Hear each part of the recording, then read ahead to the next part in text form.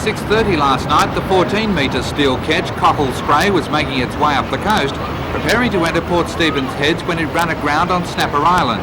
After sending a mayday call, the vessel was washed back off the island and was able to reach Nelson Bay. Captain of the Cockle Spray, Vince Sutton, and crewman Kerry Grant say the absence of the lighthouse beam nearly cost them their lives. A problem in the submarine electricity cable has rendered the lighthouse inoperational, and a temporary beacon has been lit on the rock shelf. Royal Volunteer Coastal Patrol member Kevin Clark says the lighthouse is important to all offshore boat users. The light highlights the danger there of the port. It lets mariners know moving up and down the coast just what part of the coast they're off by the frequency of the light. It lets them know just where they are at any one given time when they're passing this part of the coast. Also, the local fishermen and boating enthusiasts are sympathetic over the lighthouse problem, but are angered by rumours that the beacon will remain permanent because of costly repairs to the submarine cable.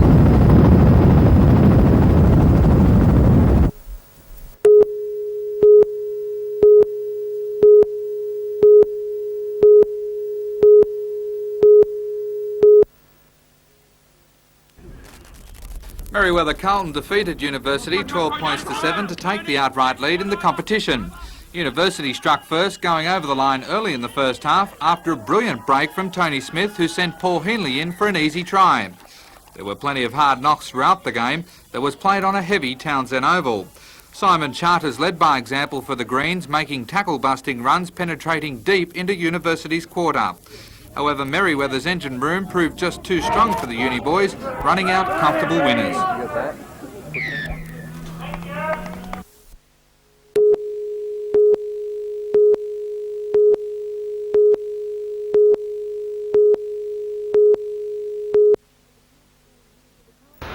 For the past 4 years, the Junior Country Championships have been held in Gosford, but this year the Newcastle District Tennis Association has brought both junior and senior titles together. The under-18-year-olds began play today, while the seniors begin on Friday. More than 400 players from throughout the state will hit the courts this week. Half of the tournament's top seeds are local.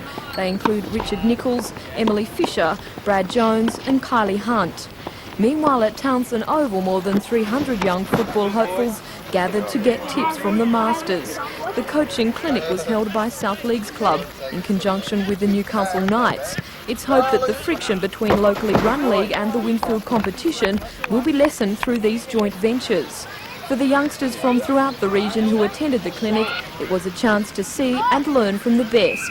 Fresh from their win against East yesterday, a number of players from first grade, including Steve Fulmer, Scott Carter and John Allenson, volunteered their services and a few helpful hints.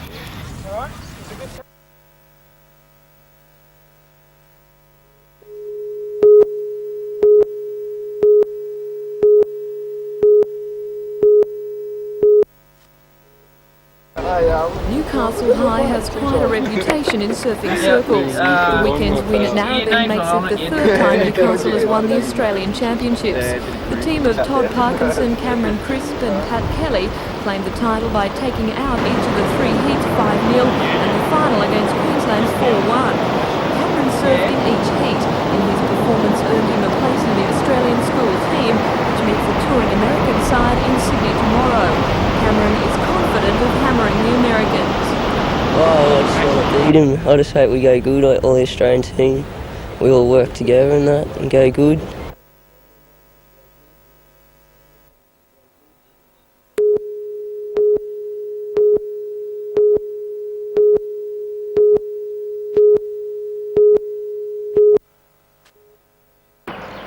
Elcom says the 350 people who will be no longer needed at Vales Point will be offered voluntary redundancy packages or will be redeployed to other power stations on the Central Coast.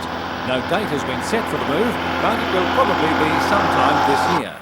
The decision to cut back jobs at Vales Point is a further blow to Elcom workers around the state following the decision last month to close the Tallawarra power station on the south coast.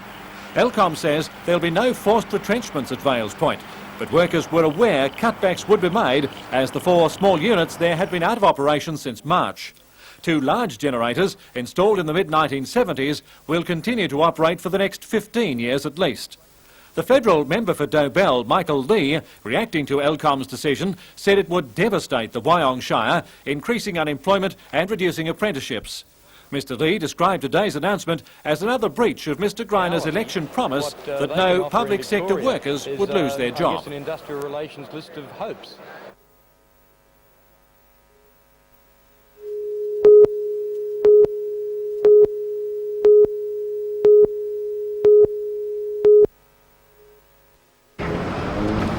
Cottee has long supported the Ted Knox-inspired Life Education project, and appropriately her first visit in Newcastle was to the Hunter Life Centre.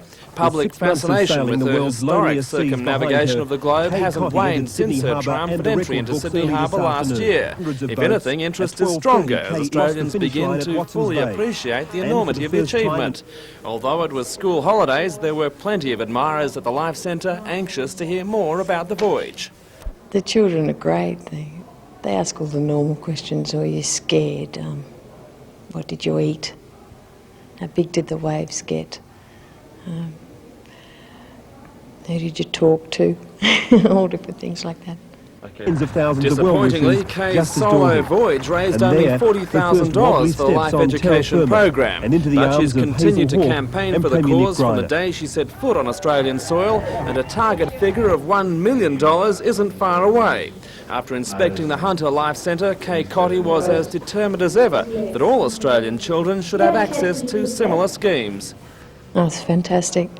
It'd be great to see a centre like this built in every major city or town throughout Australia.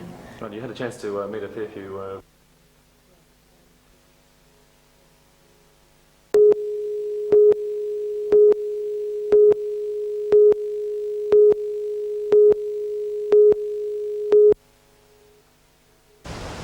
The argument centres around state government changes to the workers' compensation scheme, which replaces the former government's work cover. In Newcastle, building unions have placed bans on two major construction sites, the Rankin Park Hospital and the Western Suburbs Leagues Club. At Rankin Park, the bans have stopped the new intensive care, heart and surgical recovery rooms from being commissioned. It's estimated the Rankin Park stoppages are costing developers $30,000 a day in lost productivity. At Western Suburbs Leagues Club, the bans have virtually stopped all work on the extensions, with restrictions on concrete pours and work on the car park sections. The bans remain in place despite a ruling from both the state and federal industrial commissions yesterday that the restrictions be lifted and work return to normal. Employers now claim they are being used as a political tool by the trade union movement to force the state government into changing the new compensation legislation before it reaches Parliament. A combined meeting with all Newcastle and Hunter Valley contractors and subcontractors will be held tomorrow afternoon at the Master Builders Auditorium in Broadmeadow to hear the latest developments over the issue and how the dispute is adversely affecting the building industry. Darren Curtis for NBN News.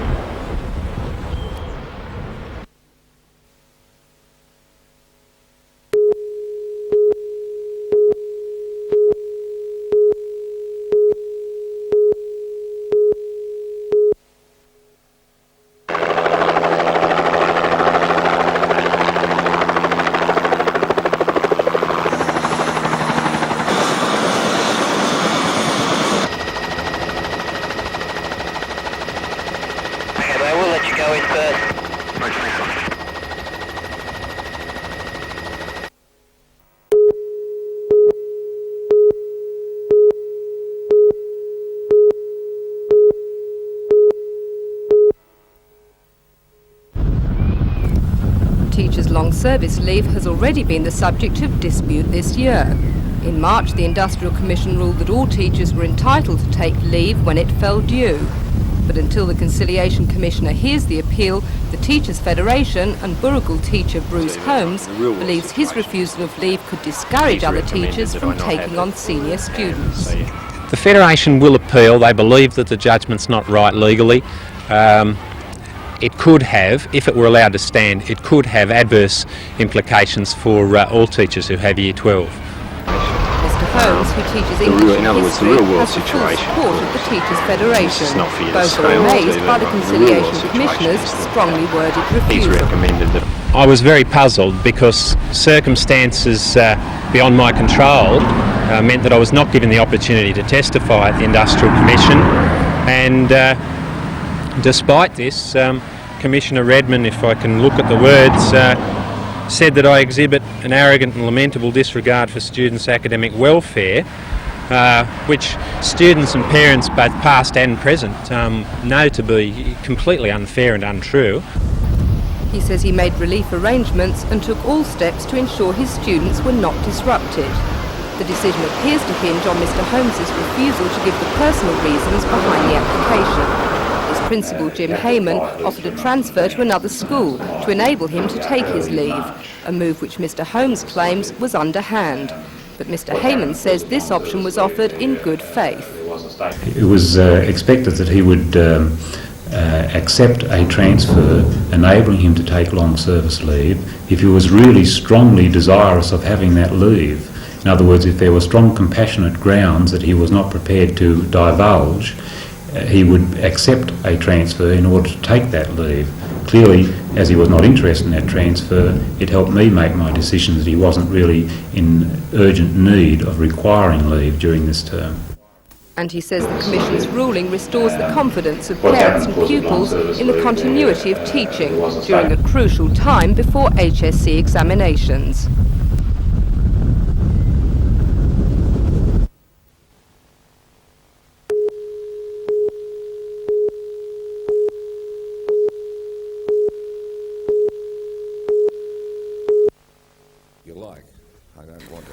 After meeting the AWS consortium, Mr Bowen had lunch with Newcastle business leaders and members of the legal profession. It was here, he said, Newcastle has a vital role to play in Australia's decentralisation, and the Frigate contract could be the start of the Hunters' role as the country's Silicon Valley. If you look at it from AWS, they've got a very good presentation. Newcastle has a very good record, and we're talking about the building up of industry in Australia, basically on a decentralised basis. And the role for all governments in Australia is to find out what every segment of the country is best able to do. You can't all do the same thing. Newcastle seems very well equipped to do what the frigates are about. AWS assure me that the Navy think they're the best. If the Navy's on side, well, I think you're there. He said the only way to lift the country's economy is to stop importing so much and to start producing more ourselves. For the first time, defence money is going back into Australian industry and development, and that's the big plus. He said the country's most valuable assets are our people and our talents, though he said it was essential that we manufacture more. Far better for us to be selling, processed bauxite than just raw. Far better for us to be selling iron ore processed into steel than just iron ore. We've got to get that, but the tendency in the past has been to look at it more from a quarry than from a processed point of view. We give added value to those goods, which is what we've got to do to get the better return. Far better for us to do that than to sell it to some other nation who then converts it into added value and sells it back to us. But he did not believe the struggling economy was to blame for Prime Minister Bob Hawke's fall in the popularity stakes. I think his popularity is very high. It's hard to keep that image up if what I'm expected to react to is what's called an opinion poll. Perhaps if they do another opinion poll when he comes back this evening, he might have gained another 10 points because his work in the Pacific Forum is first class. He's talking about the nations in the Pacific having to be considered from the point of view of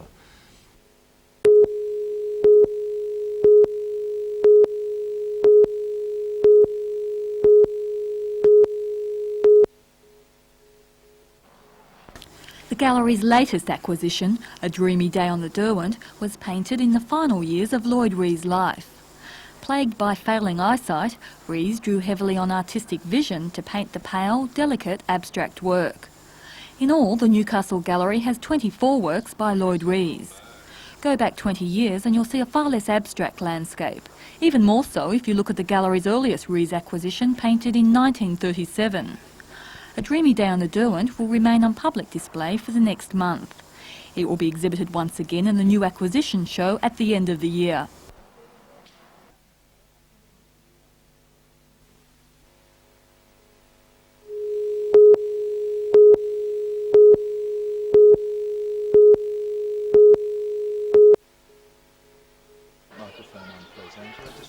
The Scott report was commissioned in June last year, a professional management team asked to examine all aspects of school operation and structure.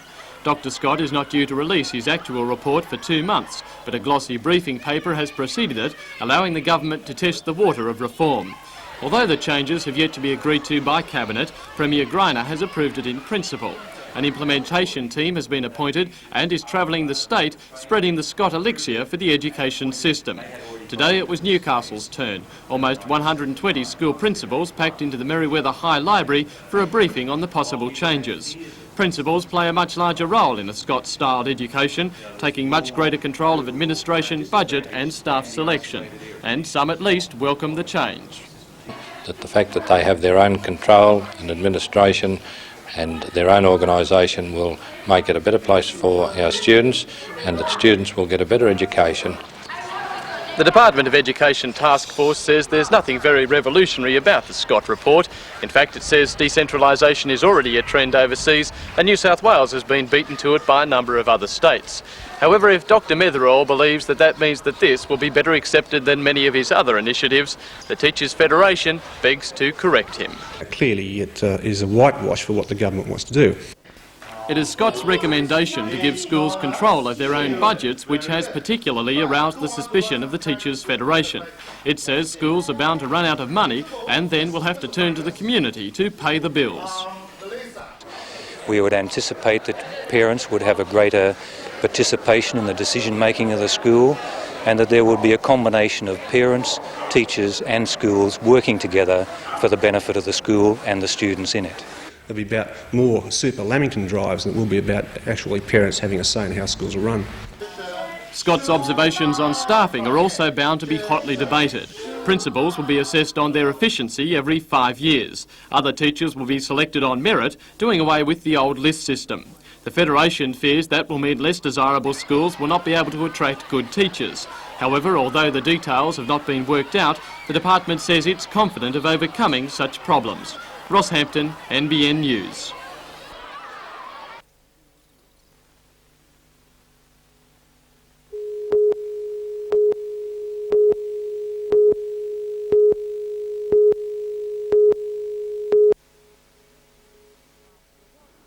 After a welcoming speech, Newcastle's Lord Mayor John McNaughton was surprised with a thank you song by the Vienna Choir. He said it's the most delightful response he's ever had to one of his speeches.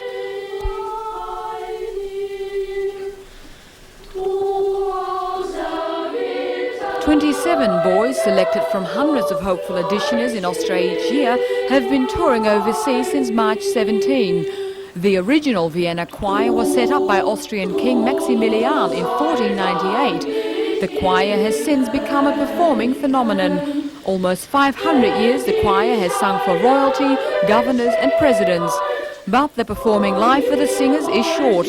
Boys are usually taken into the choir at age 10, then they're trained for 2 years, and often by 14 years of age, their voice breaks, and that spells the end of their career with the choir. The choir began their 89 concerts with a 4-month tour in Japan, followed by a private reception for the King of Malaysia at the Royal Palace in Kuala Lumpur, and have toured Australia and New Zealand the past few weeks. After Newcastle, the choir will go to Perth and then back home to Vienna.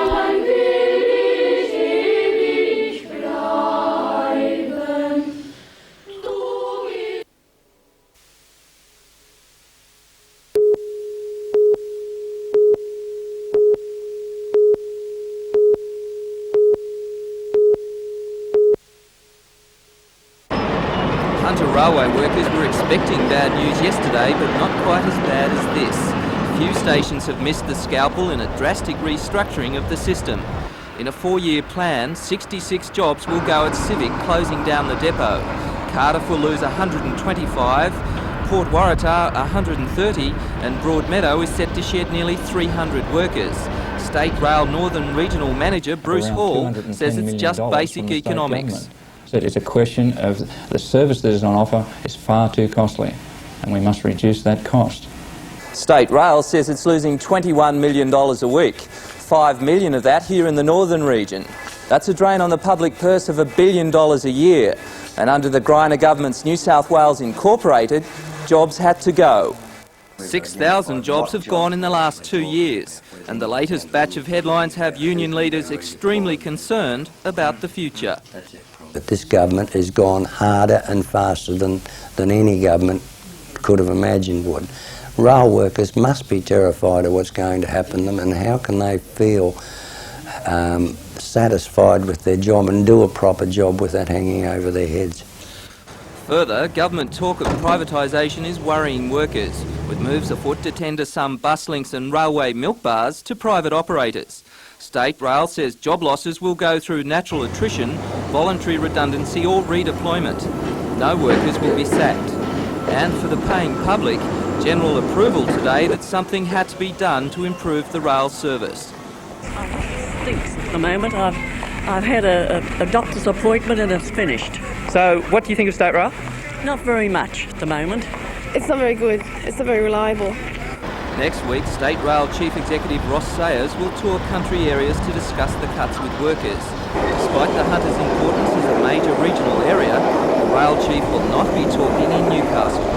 Peter Ryan, NBN News.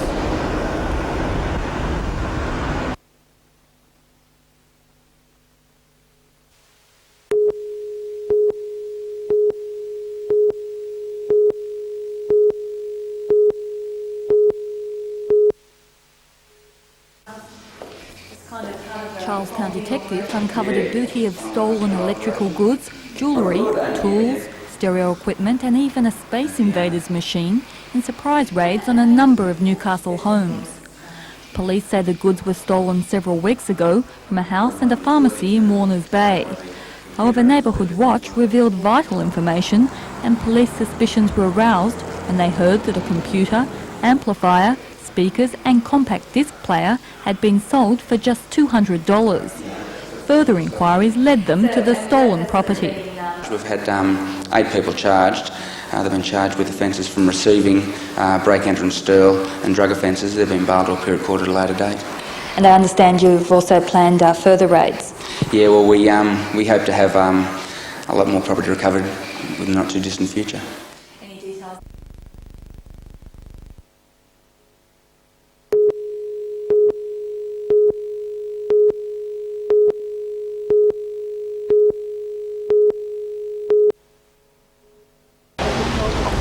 Arriving at the Mayfield Baptist Church this morning, the Governor-General and Mrs Hayden were met by a guard of honour formed by the local Boys Brigade Company.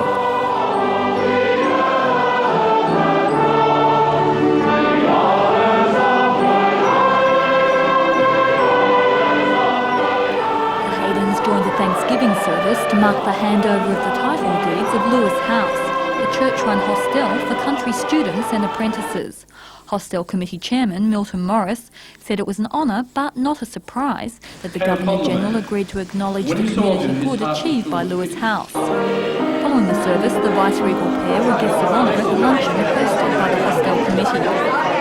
Over the next 2 days, Mr Hayden will officiate at civic and community functions in Cessnock, Currie, Tokal, Maitland, Rutherford and Newcastle. His visit will culminate in a dedication of Newcastle Harbour as an engineering landmark and an address on Tuesday evening at the Hunter Valley Research Foundation.